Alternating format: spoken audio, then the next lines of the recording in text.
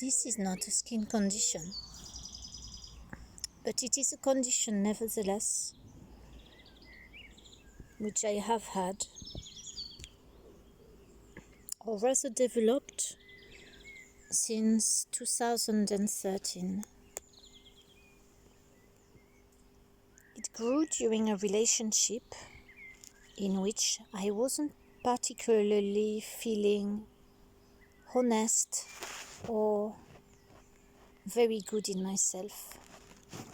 Of course, it could be other things that triggered this growth. And before that happened, there had been also a termination about 8 years earlier.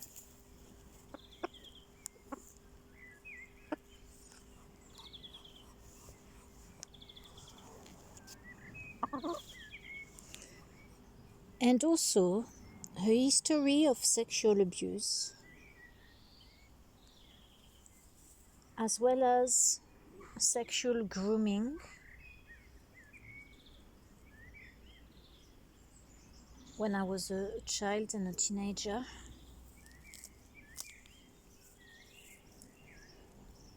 As well as some activities which I chose to go into, which were possibly not for my better good, but which I did nevertheless, which is being in the sex industry, during which I felt in control of myself to a certain degree, like however much we can be in control of ourselves in such a place.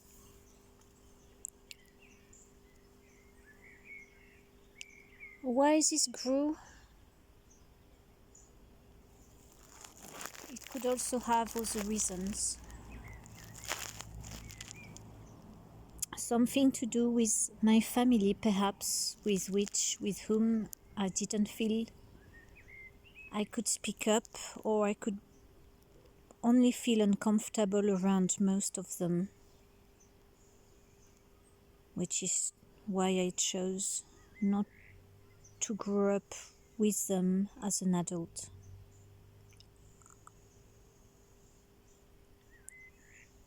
This growth is a uterine fibroid, and those growths often come more for certain women than others. They are an enlargement of the uterus.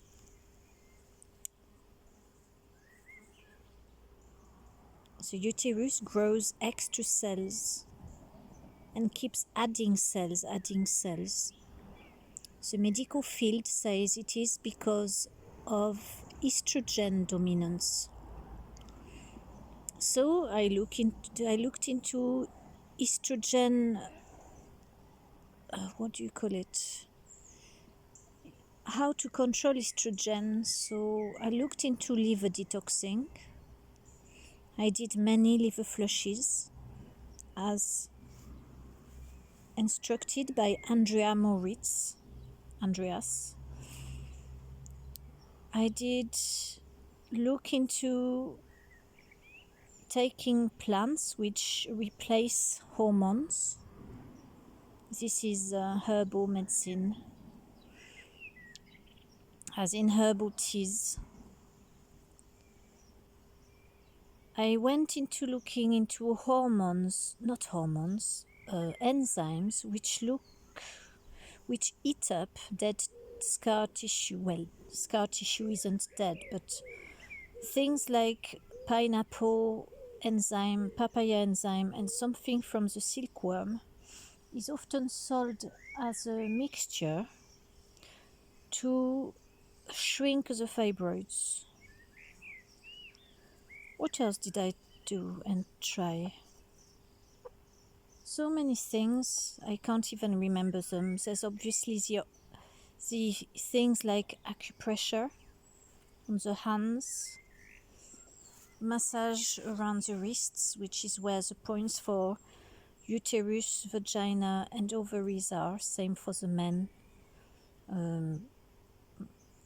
They are on the sides of the wrist, and also looking into massaging the inside of the hand, which is where the solar plexus is.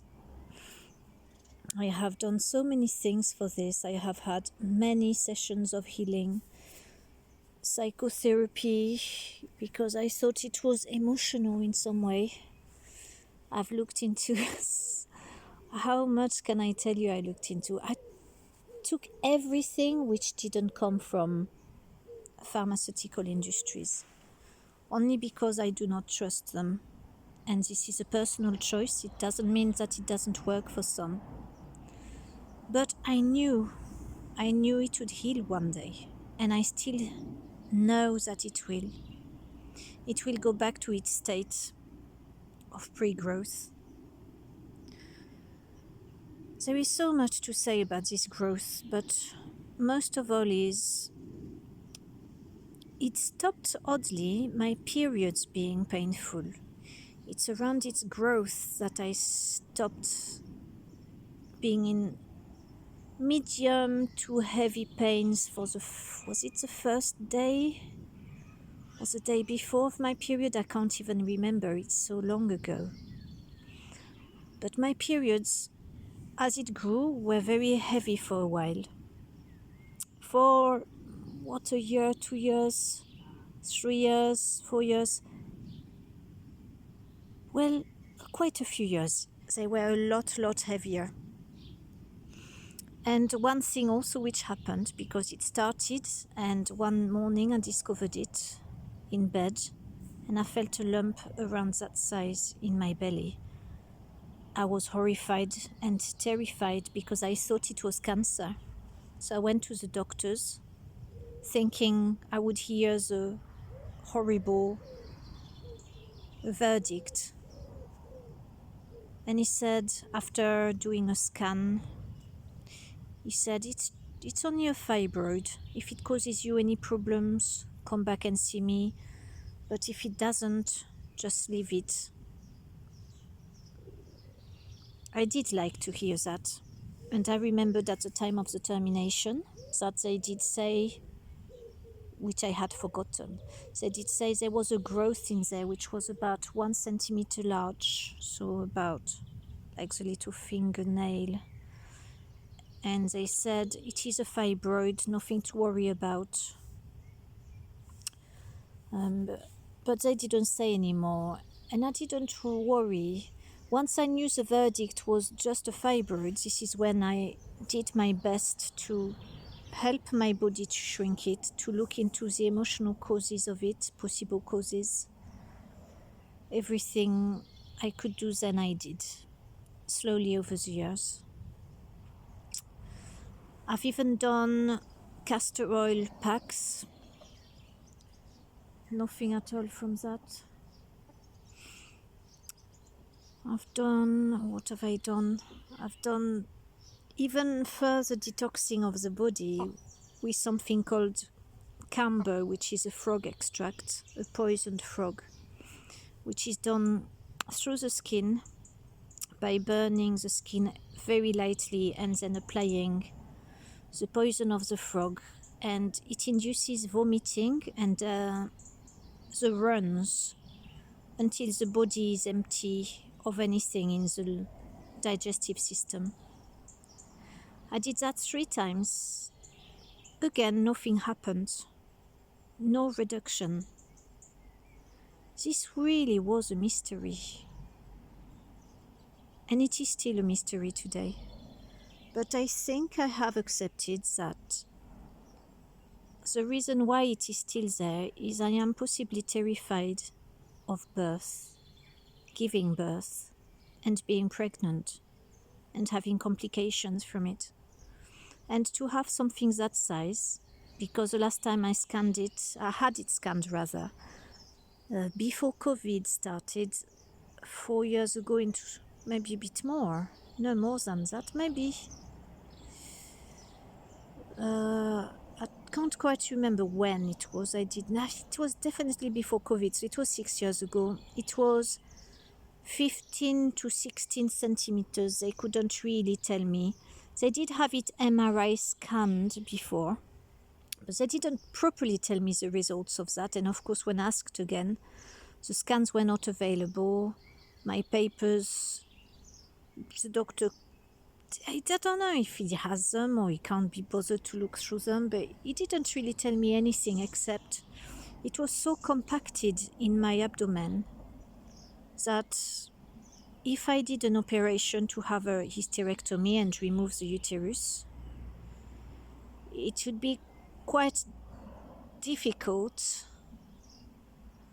He did tell me that with a mass that large I might get kidney failure if I jumped around too much, so that I have to not move too much. What else did he tell me? So eventually, after seeing him, I've seen that doctor about 4 times in all. He said eventually, the last session I saw him, he said, "It is best if you have it removed, I will do the operation myself." And I had tears in my eyes because I thought, oh, I trust him. He's a proper English doctor because I'm foreign. Someone English inspires me trust only because I can speak to him and be understood and I can understand him. So I said I would think about it. I would consider it, but I would think about it and I wouldn't do it too soon. And as it happened, COVID started, which somehow, with a bit of looking back and reflection, I thought to myself, no, I'm not going to go through this. We have to wear masks in hospitals. We now have to have jabs to get in there. And if I am under, God knows what they will do to me. They might even force jab me, and I wasn't happy to have any jabs at all. So I decided against. However, a month later, after deciding that, it would have been 2019, I got a letter in about June saying, "You have an appointment for an operation. Here is a procedure to follow. Do not eat for 24 hours beforehand. Take some laxative," or whatever they say. "And we want to see you at the unit on August 28th or 10th, whenever it was, at such a time. The doctor performing the operation is Dr. So-and-so, blah, blah, blah.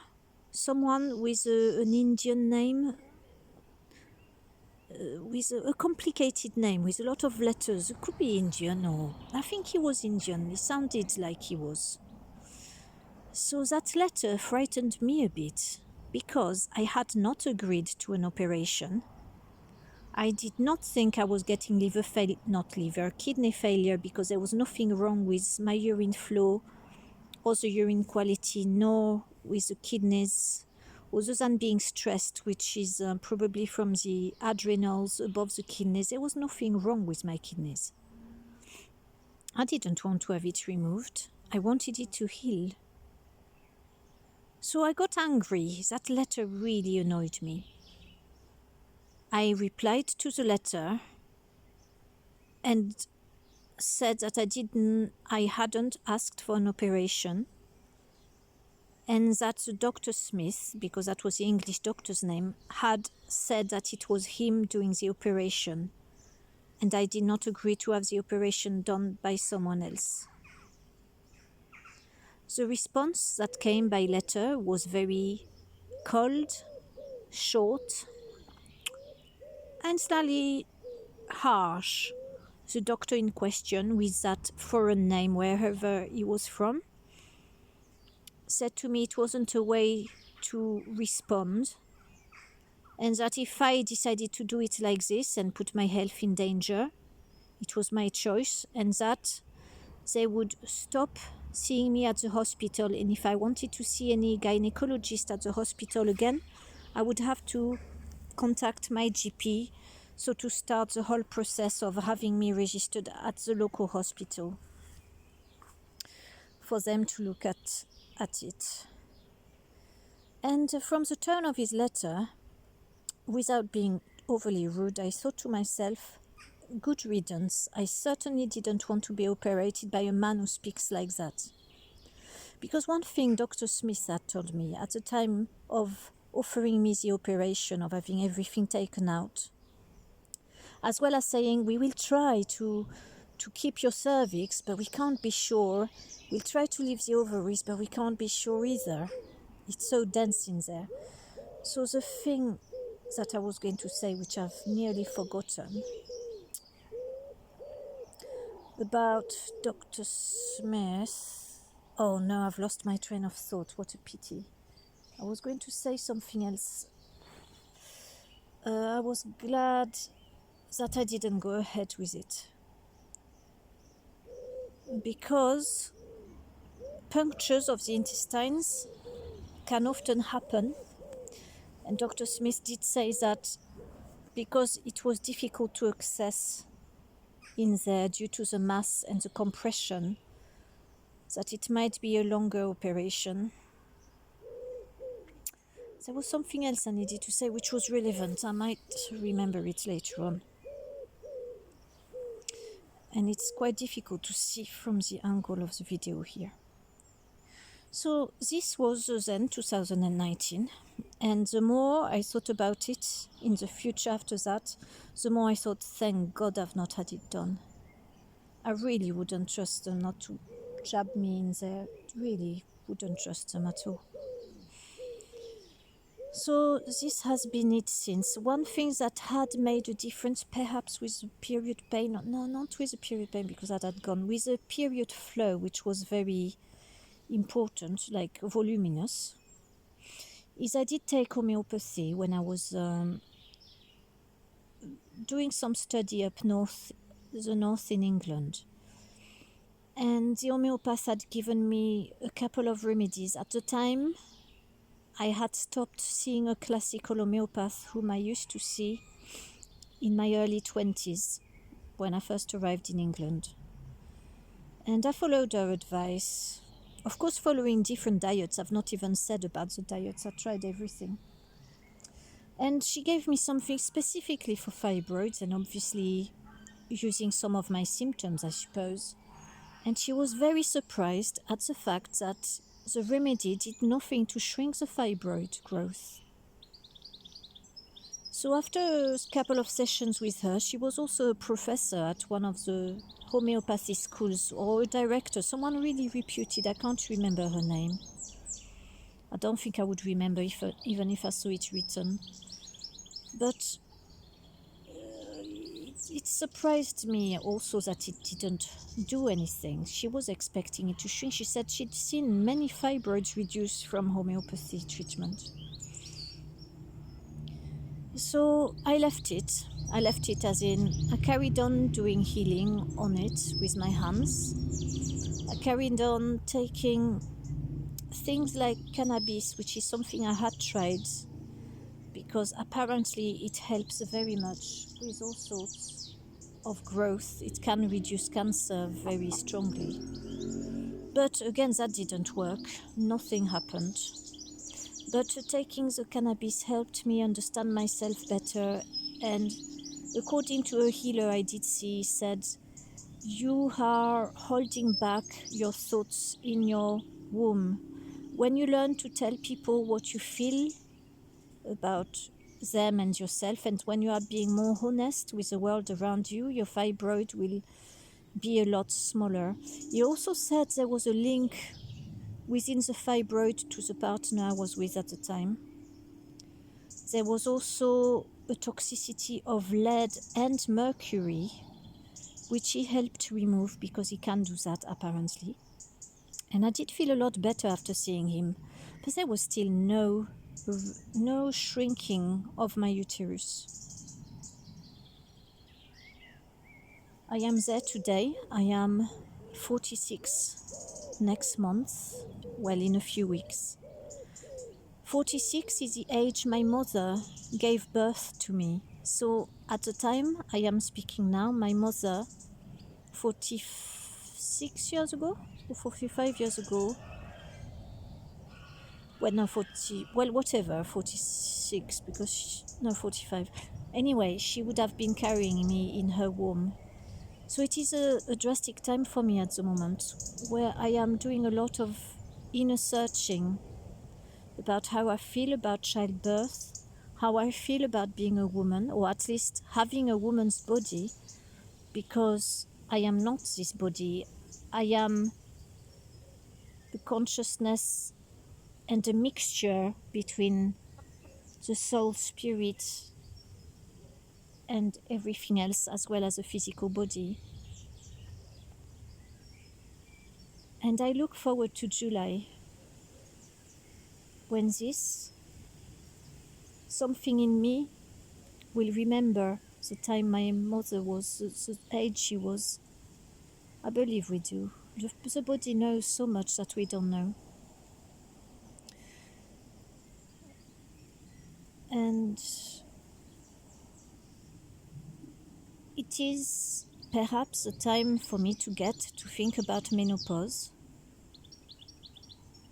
Whatever my body is doing, it might happen or not, but my mother did have her periods for yet another good 10 years after having me, as she was pregnant again at 48. But it didn't come through because of an accident. So, at age 46, I am learning slowly, still, to accept my body the way it is, to accept my growth. I don't like it because it has got me criticism from my family, several members of my family, even my landlord once, and even a very good friend once. Maybe they said it out of spite, I don't know. They said, "What, you still have this? Well, haven't you had it taken out yet? Why aren't you doing something about it?" Which is a response I'm used to, because I get that about my skin and about my nails. So to get that sort of reaction from people reminds me that I feel shame about my body, and why do I let people dictate by taking it to heart what they say about my body?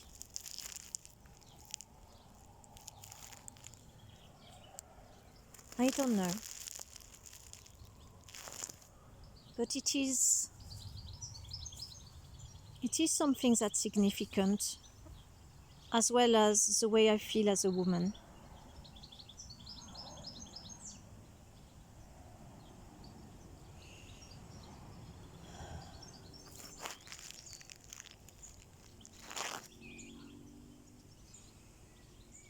One thing with it, and it is better now since I haven't told you, but I found my my osteopath, whom I used to see 25 years ago. Of course, he's not that old. It's just a meaning to say that, like someone we know well, that I saw for a few years, and saw again, then stopped again. And we have spoken about it. He has given me more remedies. And I am very grateful for this. Because since seeing him and taking the remedies, I have had less facial hair growth, which is something to do with hormones. My period have stopped for the last 3 months. I have not had anything since February. And what I have had a lot of, which I used to not be at all interested in, was a lot of vaginal discharges. Now, in homeopathy, discharges are very important because they show the body's symptoms, and what is coming out is an indication of where the body is on the circle of the elements, which is perhaps a bit complex for those who don't know too much about it. But to summarize, the discharges have been varied. Sometimes very yellow, sometimes slightly brown but not very dark. Sometimes bloody, sometimes very runny, and very frequent. And for example, today, what I have had at about 6 o'clock tonight, and this is becoming quite a pattern, a discharge in the evening is I've had it slightly bloody, as just like at the end of the periods when there's still a tiny bit of blood, or at the beginning of the periods when it just does a little spot of blood that's diluted with something else. It's not pure blood. I've had stronger blood a couple of times, but not very much. But no periods. And in a way, it's nice, because I am still quite stressed in my life. My mind is stressed. And to have the periods is something else to do, something else I have to change, because I use fabric pads and they take a lot of washing. And it is nice not to be leaking everywhere, even though my periods are a lot less abundant. And I'm not anemic anymore, which I used to be. For quite a few years I had to take iron tablets, which is not very good according to homopathy. So I am very grateful now. I can rely and trust that the homeopathy is doing the work that it's doing, and that my body is doing its best, and that it's looking after me, after us, and after the earth. And this is it for now. This is where I am with this. I have heard of many women who have given birth to their fibroids.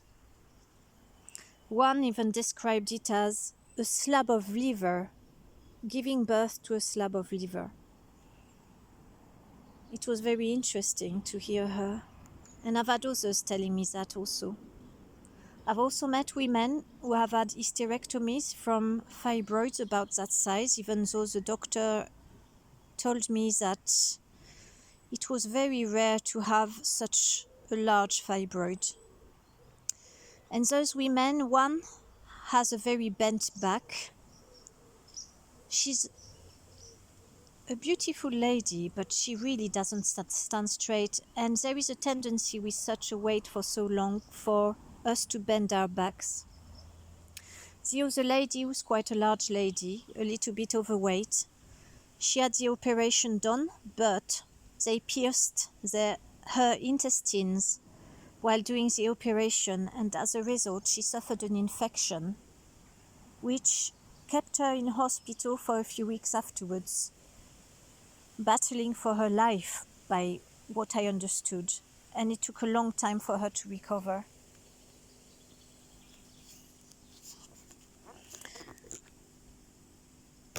Other women I've met who did hysterectomy, they didn't say very much. Who is it in my family? My aunt had one. She said it was large, and she had everything taken out at about 30-year-old. But today she's an unhappy woman. She has not had children. She's very depressed. It's possibly nothing to do with her womb being removed, but who knows? And she's the one who says, why don't you do something about it? Because she's done it. She wants other people to do it, so we can be all a little gang of, I have no uterus anymore. So it's hard for me to want to see my family, because they do criticize me. Only a little sentence with a spike, but it's hurtful enough that I take it to heart.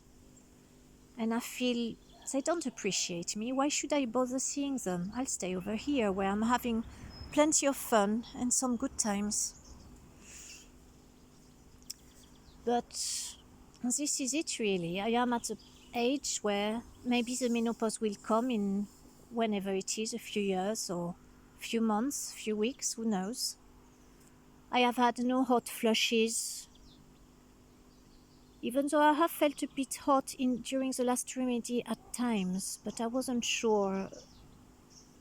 It was more to do with a symptom I've had for a few years of not being able to withstand the summer heat, even though I come from a southern country where it's very hot. And also I cannot stand the cold. One thing is interesting, and I will say this, is my urine because that is also something I have done, is urine therapy, thinking it would heal, but it hasn't healed anything. My urine in the morning has been cold, as in barely lukewarm, for many years. And that's very interesting because the fibroid feels cold. And if you look at photos of a fibroid, it's actually white, according to photos on the internet. And that's curious. And that since the last, the remedy before this one, my urine is never cold in the morning except once it was cold. Cold as in barely lukewarm. So it's interesting because when I sleep at night, so I'll talk about how it works now. When I sleep at night, my bladder gets full and it pushes the fibroid. See, I can't really do it now, but it pushes it up towards the solar plexus. See, this is the bottom of the sternum here, and the end of the rib cage here. It goes right up to here. I can't quite push it at the moment.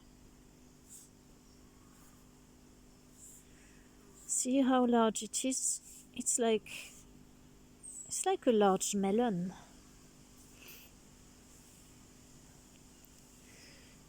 So that's a bit of a problem, or it used to be a bit of a problem. It still is at times, but more rarely now. I don't have such problem breathing. It would get up to my chest, and then I would have to turn to my side or get up, and then I would hear a bit of rattling in the lung, particularly the left lung.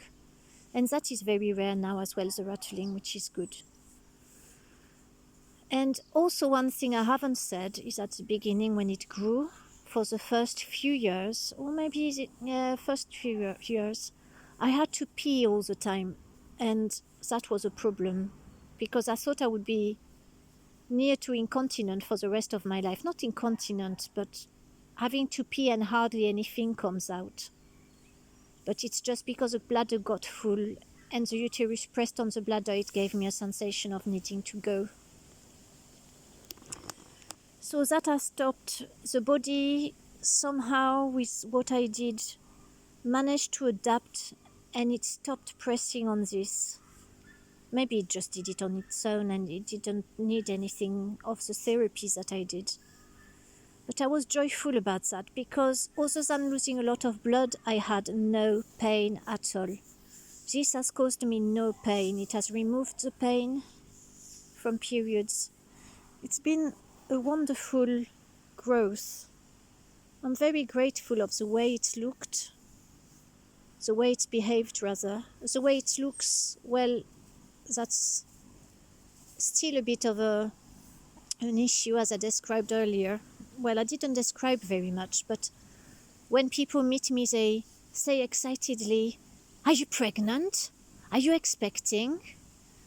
And I have recourse to telling them that it's a long pregnancy. It's taken a good 10 years and it's still not ready to come out. And they look all sorry for me, and when they know it's a fibroid, they say, "Oh, well, aren't have you everything taken out?" Sheepishly, but I say, "No, I'm not interested.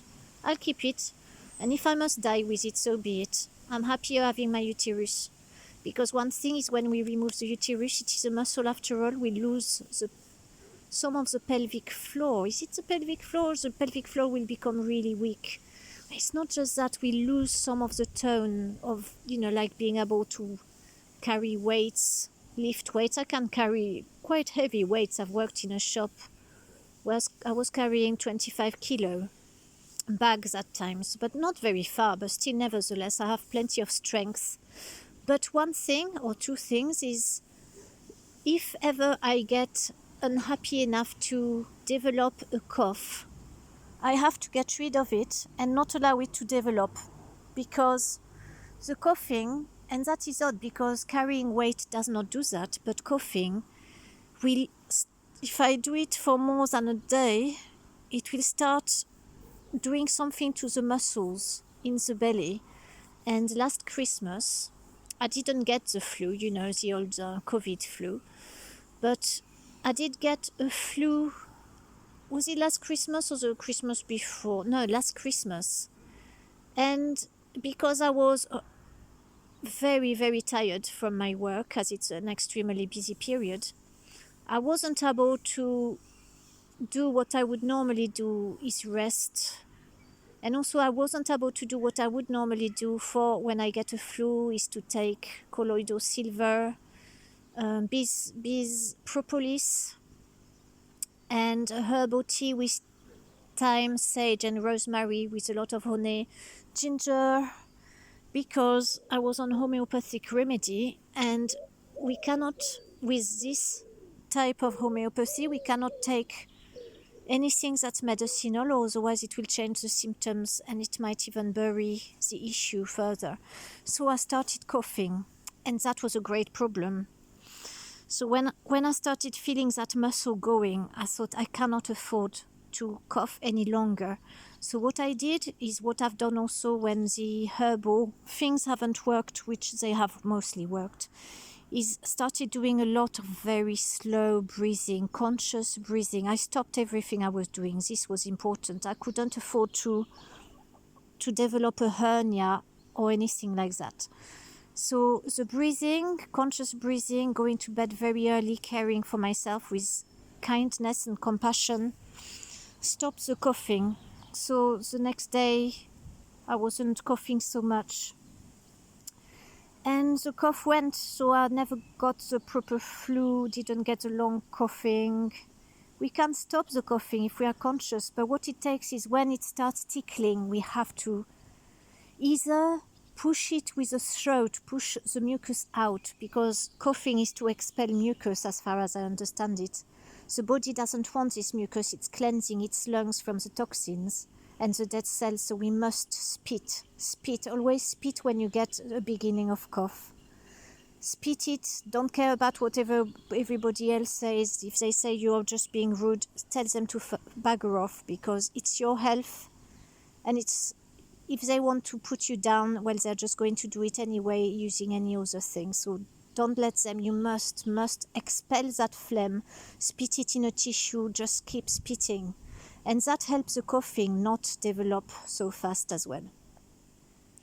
And keep it at bay. It has worked. This is now 2013. It's 11 years. I've not had a cough. And I used to get bronchitis all the time and coughing for weeks afterwards. Any heat would irritate my throat, and I would have a coughing fit. I couldn't stop myself. I'd get all red, hot, coughing, irritated. I'd have to go outside to get better. So this has gone. It is important to look after ourselves in these situations the best we can, the most naturally as we can. If we repress it, it's no good. I mean, it's up to you if you want to repress, but things like paracetamol, it's not something I've taken. I've taken aspirin the last time I was 10 or 11, perhaps. So I've never touched the stuff since. I've had general anesthetic just once for the termination, and I've had local anesthetics. But I have taken no antibiotics except for the ones in meat or salmon, which I have eaten every so often. And I've just stayed clear of pharmaceuticals, really, because it's not my choice. I do not want to go that way. So this is my story for this uterus growth, and I am very grateful for it, because it has taught me a lot, and it has taught me to accept myself and not worry about being pregnant for the 10 years I have been pregnant for with this uterus. And thank you, my body, for doing the best to save me from any other disease that I could have developed, which would have been a lot worse than this, maybe even life-threatening. And this is not life-threatening. Most fibroids are always benign. Well, they are benign. There's about 0.4% that ever get cancerous. I'm not worried. And one day I will get this belly flat again.